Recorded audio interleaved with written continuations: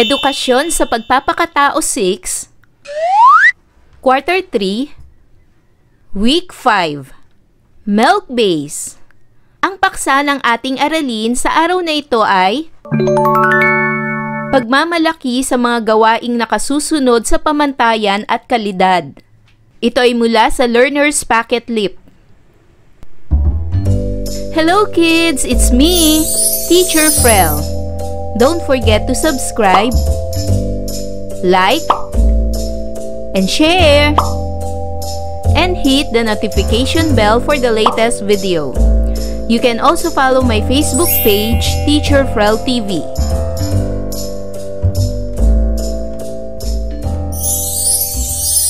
Sa araw na ito ay pag-aaralan natin sa asignaturang Edukasyon sa Pagpapakatao 6 ang pagmamalaki sa mga gawaing nakasusunod sa pamantayan at kalidad. Para naman sa most essential learning competencies, na ipagmamalaki ang anumang natapos na gawain na nakasusunod sa pamantayan at kalidad. Sa araling ito ay iyong matututunan ang paggawa ng mga plano upang mahikayat ang kapwa na magkaroon ng etiko sa paggawa sa pamamagitan ng pagsunod sa pamantayan at magandang kalidad ng produkto o serbisyo. Tingnan ang mga kagamitan sa inyong tahanan. Alin sa mga ito ang tumatagal na ng 10 taon pataas at inyo pa ring nagagamit hanggang sa ngayon? Iyan ang mga produkto na nabili ninyo na may mataas na kalidad ng pagkakagawa. Kailan mo masasabi na ang isang gawain, gamit o bagay na nabili mo ay dekalidad? Bakit kailangan nating pag-isipang mabuti ang mga bagay o kagamitan na ating bibilhin? Tingnan ang mga larawan sa ibaba. Tukuyin ang pangalan ng bawat isa at piliin ang mga kagamitang mayroon kayo sa tahanan. Ano ang larawan sa unang bilang? Magaling! Ito ay plancha. Ano naman ang larawan sa pangalawang bilang? Tama! Ito ay telebisyon. Ano naman ang larawan sa pangatlong bilang? Magaling! Ito ay refrigerator. Ano naman ang larawan sa pang-apat na bilang? Tama! Ito ay washing machine. At ano naman ang larawan sa panghuling bilang? Tama! Ito ay electric fan. Piliin ang mga kagamitang mayroon kayo sa tahanan. Ang lahat ba ng mga ito ay mayroon kayo? Ang kalidad sa gawain ay ang antas o quality control upang matiyak na ang gawa at produkto ay naaayon sa mataas na kalidad. Ang salitang ito ang the best, ang dapat na maging pamantayan ng sinumang manggagawa. Dapat tayo ay may hangaring makasunod sa pamantayan at mataas na dekalidad na trabaho.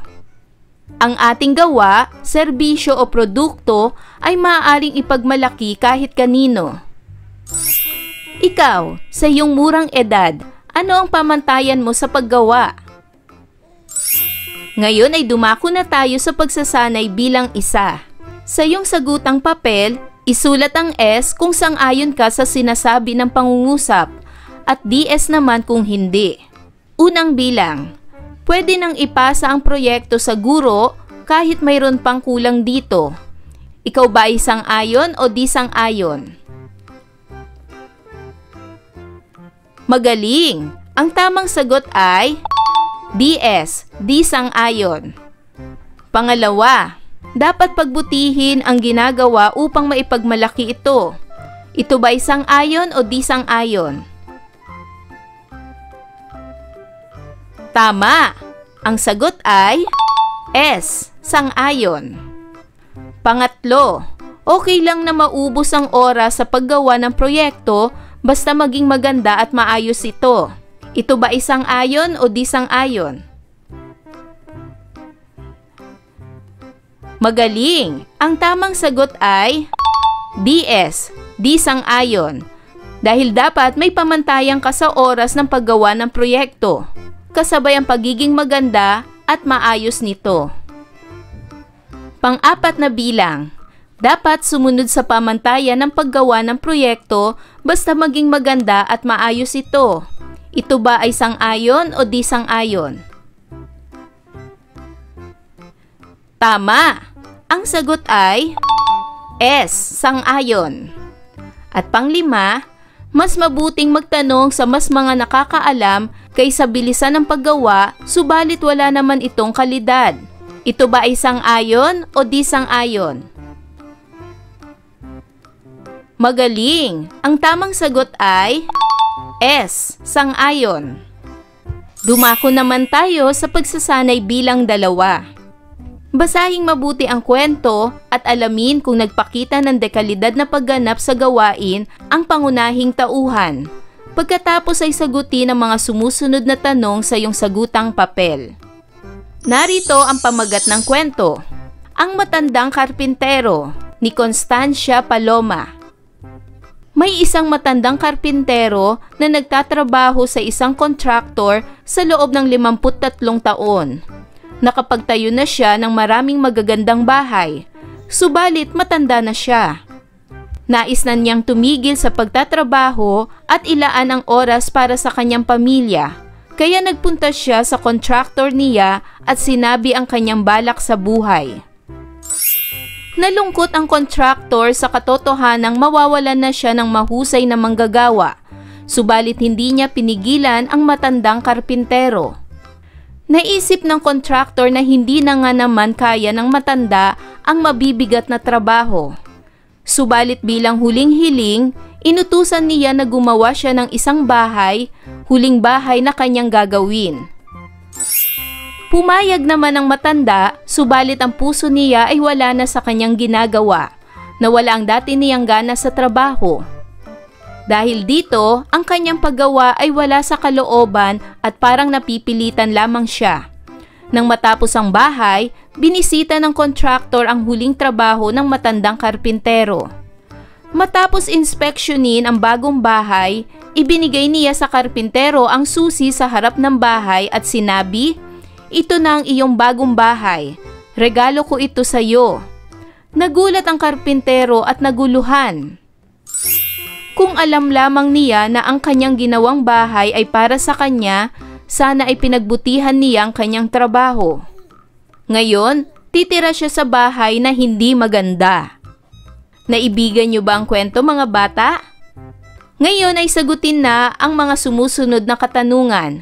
Para sa unang katanungan, sa unang bahagi ng kwento, paano inilarawan ang matandang karpintero? Tama! Ang matandang karpintero ay nagtatrabaho sa isang kontraktor sa loob ng 53 taon. Nakapagpatayo na siya ng maraming magagandang bahay, subalit matanda na siya. Isa siyang mahusay na manggagawa. Pangalawang katanungan, sa bandang huli ba ng kanyang paggawa ng bahay, ay nagpakita pa rin ba siya ng kahusayan? Bakit? Narito ang aking halimbawang sagot. Sa bandang huli ng kanyang paggawa ng bahay ay hindi na siya nagpakita ng kahusayan na wala na ang dati niyang gana sa trabaho. Pangatlong bilang, sa palagay mo, pinagsisisihan ba ng matandang karpintero ang kanyang ginawa? Bakit? Narito ang aking halimbawang sagot.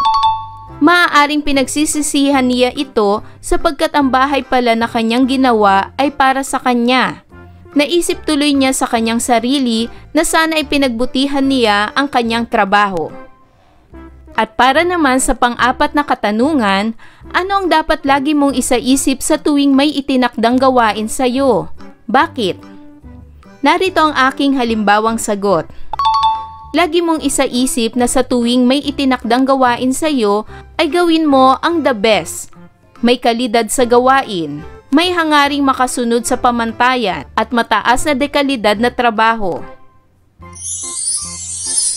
Basahin ang ilan sa mga Pilipino na nagbigay ng karangalan sa bansa. Dahil sa kanila, masasabi mong ako ay isang tunay na Pilipino. Maaari itong mabasa sa inyong aklat sa pahina 101 ng Ugaling Pilipino sa Makabagong Panahon, Batayang ika-6 na baitang. Natatanging pagkilala. Patricia Evangelista. Si Patricia Evangelista ay sophomore sa UP nang matalo niya ang 59 na iba pang mag-aaral mula sa 37 iba't ibang bansa na nanalo sa 2004 competition sa public speaking. Ang kanyang piyesang Blonde and Blue Eyes at ang kanyang mahusay na pagsagot sa mga katanungan ng mga hurado ang nagpanalo sa kanya. Ang kompetisyon ay inorganisa ng English Speaking Union o ESU sa London. Brillante Mendoza. Si Brillante Dante Mendoza ay isang tanyag na Pilipinong direktor ng indie film sa Pilipinas.